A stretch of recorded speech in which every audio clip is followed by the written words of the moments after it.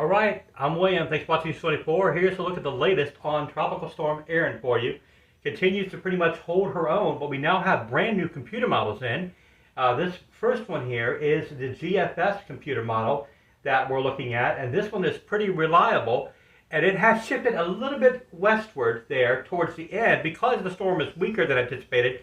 It's pushing it south, but still, I do believe this one will this computer model will hold true, and it should miss the East Coast, but by how much, we don't know. Now, things can change, and they will change over the next few days, but we will continue to watch that. Now, that, again, was the GFS. Now, let's go to the European model, the most westerlier of the solutions, and this one also has the storm system coming west and not intensifying until later on in the forecast period.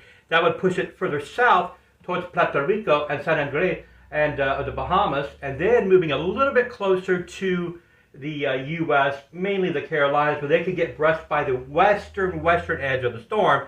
But keep in mind, the north and eastern quadrant of any hurricane or tropical storm is the worst part. Okay, so that's what we have with that. So if the Euro holds true, then there could be some rough surf and some very, very high waves there if the storm continues to intensify when it gets to that point. It could be a Category 3 by then, but become what they call extratropical. As storms go poleward, they expand, and their wind field also expands as well. All right, and then the third one that we're going to be looking at here, we got that? Thank you. The CMC, or the Canadian model, and this one is pretty reliable as well. This one is more easterly solution. It has the storm gaining strength sooner in the forecast period, and so that would mean that the storm is going to move further north before it even gets close to the U.S.